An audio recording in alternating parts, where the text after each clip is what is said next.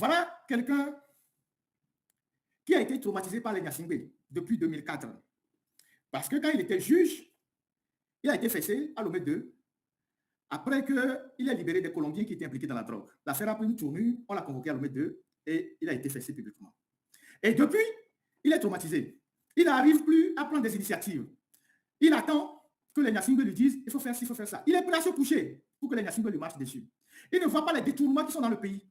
Il ne voit pas les questions de VIOL qui sont dans le pays. Mais quand il s'agit d'arrêter les petits journalistes, les mettre en prison, les activistes, il les menace. On va voir s'il est au courant ou non du dossier que je vais passer tout à l'heure. Vous pouvez le dégager technique.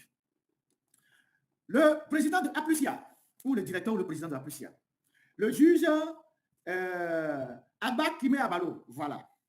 Lui, j'ai fait ses éloges il y a dans un live, parce que quand il était au GIABA, moi j'ai suivi beaucoup de formations du GIABA, et puis j'ai suivi aussi d'autres formations de transparence, de TRACFIN, tout ça. Et donc, il y a 6 ou 7 ans, j'étais au Libéria, d'ailleurs avec le CENTIF, pour une formation sur les flux financiers illicites. Donc, tout ce qui concerne la corruption et ses éléments assimilés, tout ça. Et on a fait une très bonne formation avec des journalistes venus un peu partout de l'Afrique de l'Ouest. Et c'était lui le président. Et quand il est venu là pour clôturer les travaux, j'étais dans la salle, c'était à Morovia, j'ai vu tout le respect que les gens avaient pour lui. Il y avait même eu un standing ovation pour lui quand il a fait son discours. Et donc, j'avais gardé ça en mémoire.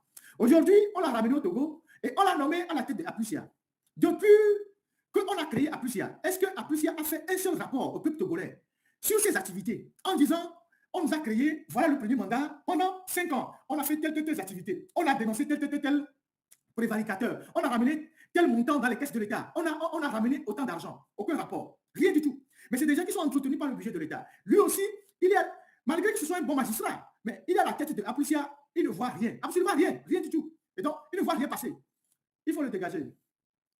Le président, le directeur du CENTIF, voilà, lui, c'est normal, c'est un douanier, parce que le CENTIF, les membres du CENTIF viennent un peu de partout. Il y a la BCAO, il y a la douane, il y a des juristes, il y a des renseignements, il y a des magistrats et tout ça. Donc, c'est lui le président. La présidence du CENTIF revient généralement à un douanier. Bon, quand vous le voyez maintenant, vous savez que c'est un douanier. Ou bien, est-ce que j'ai menti? C'est un douanier. Donc, quand vous voyez sa forme, vous savez que c'est un douanier.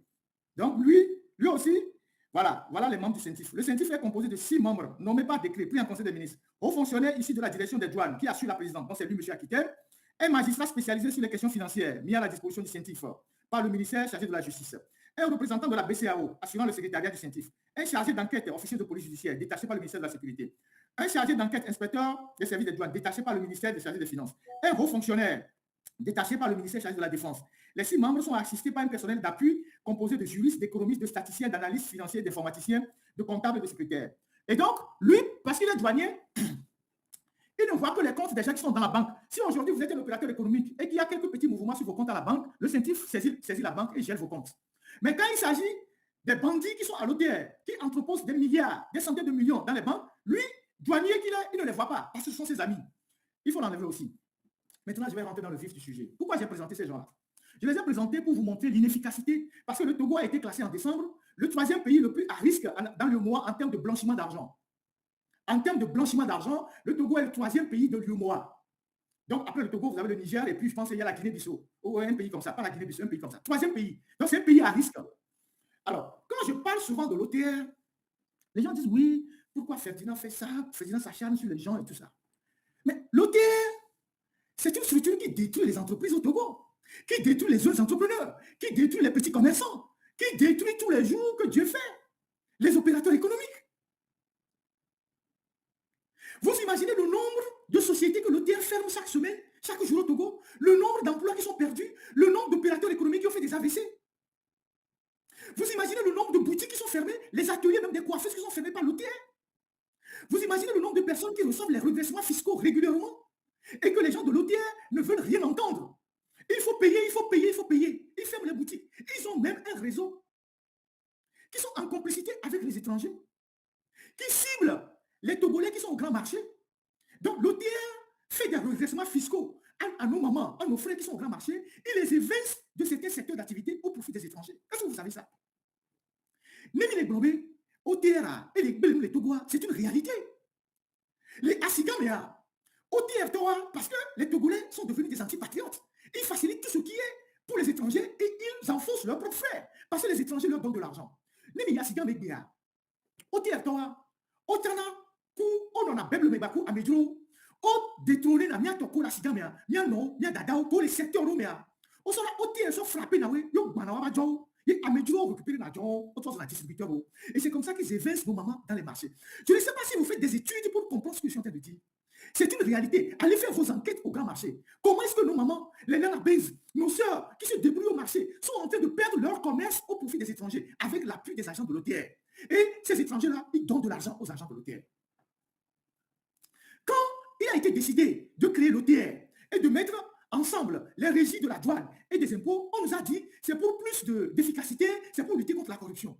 Mais l'OTR d'aujourd'hui, c'est plus grave que quand les deux structures étaient indépendantes. À l'époque, on connaissait les Adotevi qui distribuaient l'argent à Tidolé. On connaissait les Issa, tous ces anciens douaniers, Sakodola qui ramenaient beaucoup d'argent à la maison, qui distribuaient dans les quartiers. Mais à mon les OTR, et nous, c'est incroyable.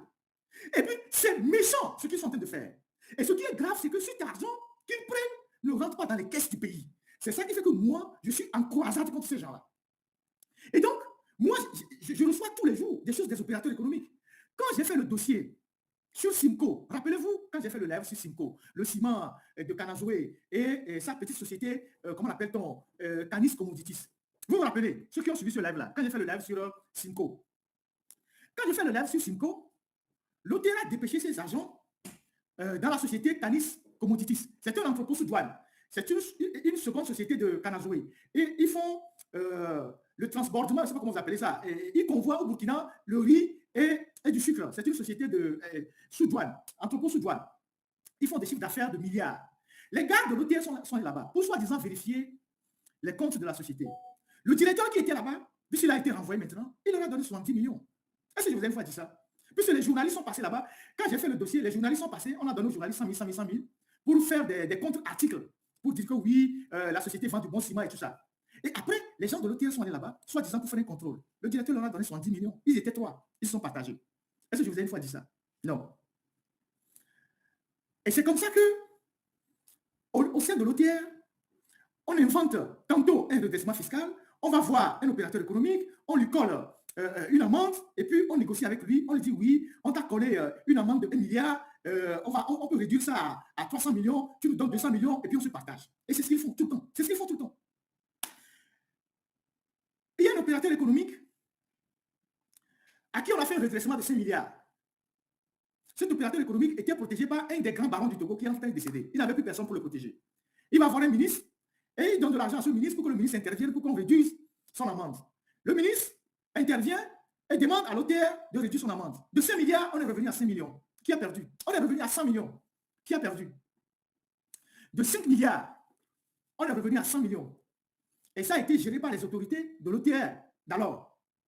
Et ceux qui ont fait ce travail-là, ils ont eu de la promotion au boulot. Il y a un opérateur économique qui m'a saisi en disant, je suis dans la distribution des produits, du matériel de construction, et un responsable, chef de division de l'OTR, me demande un prêt de 20 millions. Je lui dis que je n'ai pas l'argent. Un mois après, il envoie les gens pour redresser ma société. Écoutez-moi très bien. Il envoie les gens pour redresser ma société. Il envoie les gens pour redresser ma société.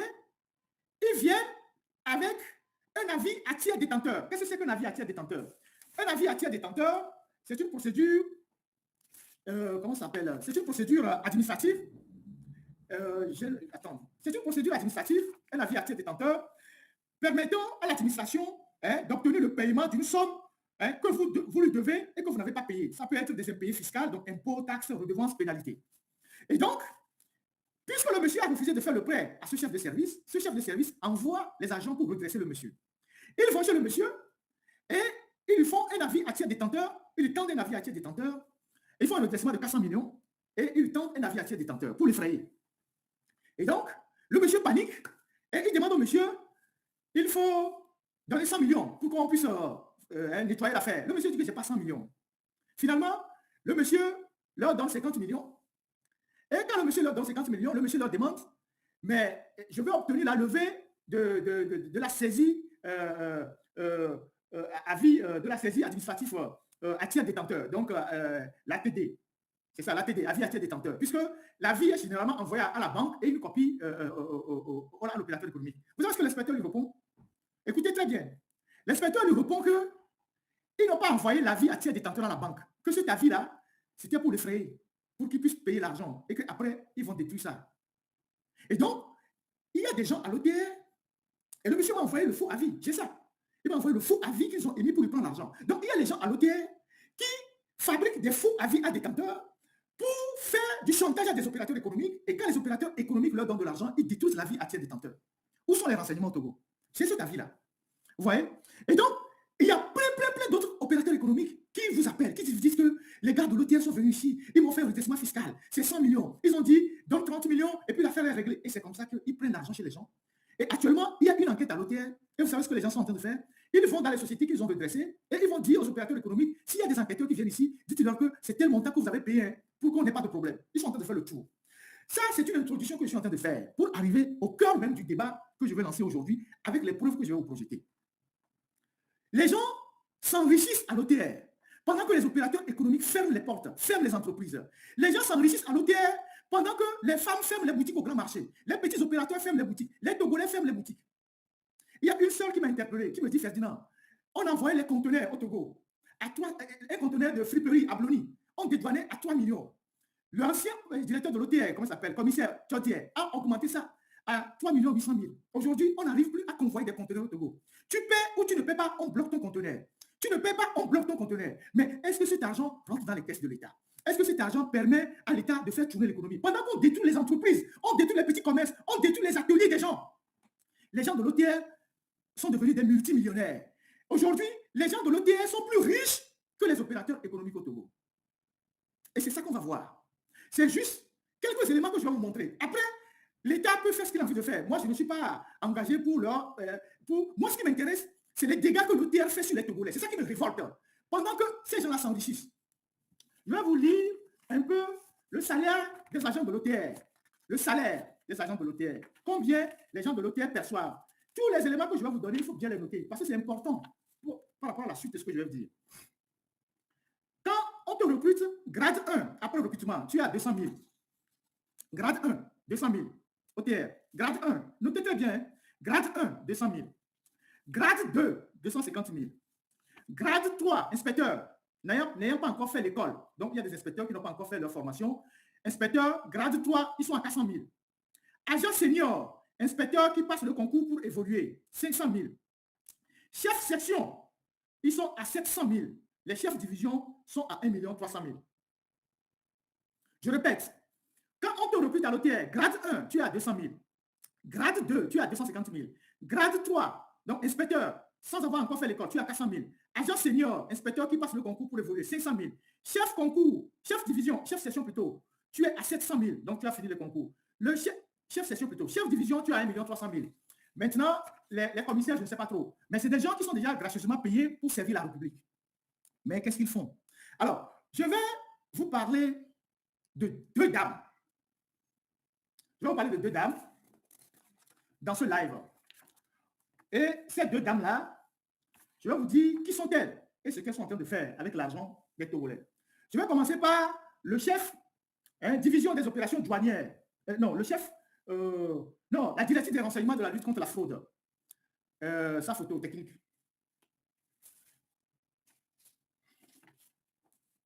Voilà. Et cette dame, elle s'appelle, je vais regarder un peu ces pièces. Je vais regarder un peu ces pièces. Un instant. Hein. Technique, est-ce que vous pouvez me renvoyer ces pièces? Sa carte d'identité et son passeport.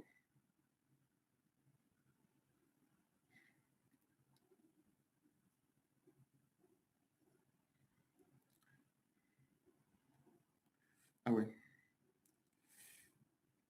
Alors, cette dame, elle est née le 27 mai 1987.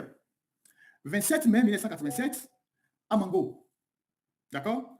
Donc, elle est de 87. Donc, elle est née le 27 mai 1987 à Gabon. Elle s'appelle Donko Bileyo. Alors, c'est une dame qui a occupé des postes très importants à l'OTR. À l'OTR, là-bas, on l'appelle la femme des commissaires. C'est comme ça qu'on l'appelle. Je suis obligé de faire les précisions pour que vous compreniez là où je vais arriver. Quand il y avait Gaperi, Elle était très, très, très proche de Gapelli. Je pense que vous comprenez ce que je veux dire par rapport à ça. Elle était très, très, très proche de Gapelli. Et au temps de Gapelli, elle a été chef division des opérations douanières, des hydrocarbures et de raffinerie en 2016. En 2016. Et à l'époque, son mari s'appelait M. Alou. Donc, elle s'appelait donc Alou Vileyo. C'est important, le nom de son mari que je donne. Vous allez voir ça par la suite, ce que je veux dire. Donc, cette dame, elle était en 2016 chef division des opérations douanières, des hydrocarbures et raffinerie. C'est un poste très important où il y a beaucoup d'argent. C'est là où il y a le scandale des Adjaclés. Raffinerie. Ensuite, elle a été à l'aéroport. Donc, quand Gapelli partait, quand Gapelli a été, le contrat de Gapelli est fini, bien on a éjecté Gapelli. Comme elle était très proche de Gapelli, Gapelli lui a trouvé quelque chose au Kenya. Et donc, ils ont tenté de la mettre un peu à l'international. Ça n'a pas marché. Et elle est revenue au Togo. Quand elle est revenue au Togo, elle s'est rapprochée de Tchodier. Et quand Tchodier était là, elle était à l'aéroport. C'est elle qui était à l'aéroport. Donc, un endroit aussi où il y a beaucoup d'argent. Donc, elle est restée à l'aéroport. Et ensuite, aujourd'hui, elle est à la direction du renseignement et de la lutte contre la fraude. Elle est aujourd'hui directrice du renseignement et de la lutte contre la fraude. Et je vais vous donner ses missions à ce poste-là. Sous la supervision du commissaire des douanes et des droits indirects et des droits directs, la directrice du renseignement et de la lutte contre la fraude est chargée de gérer l'accumulation de renseignements, la conduite des enquêtes concernant les stupéfiants, donc la drogue, le blanchiment de capitaux, l'analyse des risques. Elle est aussi chargée de la lutte contre la fraude douanière. Vous allez voir tout à l'heure ce qu'elle fait dans ce service-là. Donc, c'est une femme de Tchodier. C'est une femme de Tchodier, ce n'est pas une maîtresse, c'est l'une des femmes de Tchodier. Elle a 3 enfants avec Tchodier. On verra les preuves tout à l'heure de ces 3 enfants qu'elle a avec Tchodier. Donc, je l'avais déjà décrit dans un live, qu'elle était pratiquement la première dame de l'OTR. C'est elle, quand elle veut monter dans l'ascenseur, personne d'autre ne monte dans l'ascenseur avec elle. Tout le monde, si elle veut monter dans l'ascenseur, tout le monde. Donc, elle avait le pouvoir sur tout le monde à l'OTR là-bas. Depuis que Tchodier est parti, elle s'est calmée un peu, mais elle est toujours dans cette direction-là.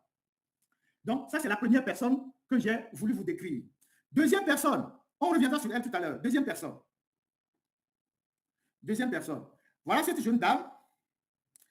Je cherche son identité et ses données personnelles. Si la technique peut m'envoyer ça, ces données personnelles, parce qu'en même temps que je fais le live, je n'ai pas les données sous la main. Je n'ai pas de données sous la main. Renvoyez-moi ça, s'il vous plaît. OK, merci à la technique. Alors, cette dame, je regarde rapidement son identité complète. Voilà. Elle se nomme Clouvi Foligan Dedegan.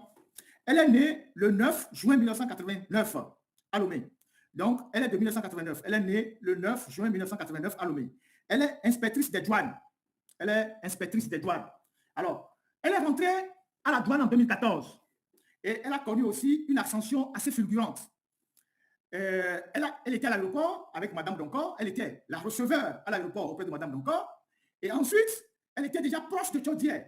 Quand je dis proche, vous comprenez, je ne veux pas lâcher certains mots. Quand Tchodier était encore le commissaire des services généraux. Donc, il n'était pas encore commissaire général, il était commissaire des services généraux. Et donc, elle était très proche de Tchodier. Et Tchodier l'a envoyée au Maroc pour aller faire la formation d'inspecteur. Donc, elle est sortie inspectrice. Donc, elle est inspectrice des douanes. Aujourd'hui, elle est receveur. Ils ont fait ensemble l'aéroport, donc avec Madame Donkor, et ils sont ensemble aujourd'hui à la direction des renseignements. Donc, c'est elle qui est receveur auprès de Madame Donkor à la direction des renseignements. Je donne ces détails, c'est important pour que vous compreniez là où je vais arriver. Donc, c'est elle qui est receveur auprès de Monsieur Donkor et Madame Donkor au niveau des renseignements. Et donc, elle était mariée, ou elle a fait un enfant, un ancien douanier qui s'appelle Sindina. Je ne sais pas si elle a fait un enfant, mais elle était avec un ancien douanier, son ex. Et puis après, elle a fait un enfant à quelqu'un d'autre. Et voilà, voilà les détails que je vais donner. Alors, il se fait que, comment appelle-t-on? Technique. Donc, on enlève sa photo.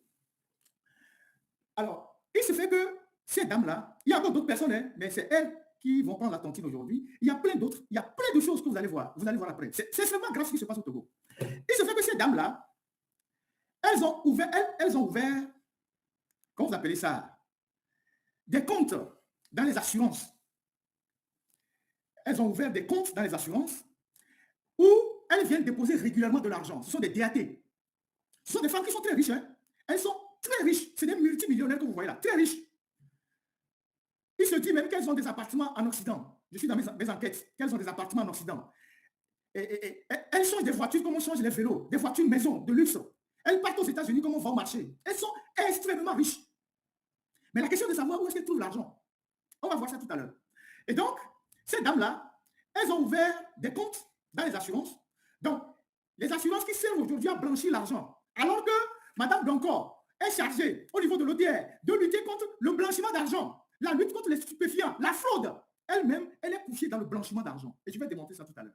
Donc, les gens ont ouvert des comptes aujourd'hui dans beaucoup d'assurances, sous nos banques, sous nos assurances. C'est le pire d'ailleurs des assurances, je vais revenir sur ça. NCA Assurance, GTA, où ils vont cacher de l'argent dans les produits qu'on appelle assurance vie, en comptant sur le principe de la non-insaisissabilité de l'assurance vie. Vous savez que dans les assurances, il y a un principe de non-insaisissabilité des assurances vie. Ceux qui ont fait les banques et assurances, ils savent de quoi je parle, les juristes aussi. Et on suppose que l'assurance est ton épargne. Si tu dois à quelqu'un, il y a un créancier qui te poursuit, il peut tout saisir sauf ton assurance parce que c'est ton épargne. Donc, elles ont ouvert des DAT dans les assurances où elles vont déposer régulièrement de l'argent. Chaque mois, parfois 2 fois par mois, elles vont déposer de l'argent dans ces assurances-là. De l'argent en espèces. Alors, le mois de décembre, attachez bien vos ceintures. Le mois de décembre de l'année passée, pendant que Tchordia était déjà sous la sellette, le mois de décembre, Madame Doncor est partie à NCA et a déposé sur son compte assurance vie 500 millions en espèces. 500 millions en espèces.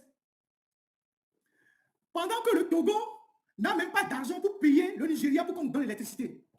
Ces gens-là, quand je les dénonce, depuis que j'ai commencé par les dénoncer, vous savez ce qu'ils disent en privé? Je fais cette mise au point avant de revenir. Vous savez ce qu'ils disent en privé? Vous savez, celui que j'ai dénoncé, tout ce que j'ai dénoncé. Ils disent non, que rien ne va leur arriver, que Ferdinand va parler jusqu'à... Il va être fatigué, parce qu'eux, ils ont servi fort. Que c'est à Fort qui donnait l'argent. Donc, parce qu'ils donnaient de l'argent à Fort, qu'eux aussi, ils puisaient. Ils puisaient l'argent. Donc, eux, l'argent de l'OTR, c'est Fort qu'ils ont donné. C'est la présidence. Ils donnaient beaucoup d'argent de l'OTR à la présidence. Donc, moi, je peux parler. Rien ne va leur arriver. Ça, c'est une parenthèse. Et donc, cette dame, au mois de décembre, elle est venue à NCA. C'est chaque mois qu'ils déposent l'argent, hein, chaque mois. C'est lorsqu'ils ont obtenu auprès avec les opérateurs économiques, ceux qui font rentrer des trucs, tout ça là. Donc, elle est venue à NCA Assurance avec 500 millions en espèces, un demi-milliard. C'est des versements réguliers. Chaque mois, parfois 2 fois par mois. Et les montants, c'est parfois 100 millions et au-delà. Des gens qui sont payés, je vais revoir leur salaire. Chef division, ils sont payés à 1 200 000, 1 300 000. C'est des gens qui sont payés à 1 300 000, chef division. Où est-ce que ces gens-là trouvent 500 millions pour aller déposer dans une assurance? En comptant sur le principe d'incessabilité de l'assurance vie. 500 millions au mois de décembre. Mois de janvier, elle a déposé. Février, elle a déposé. Et là, elle vient de déposer en mars. Nous allons vous sortir la preuve du dépôt du mois de mars. Technique.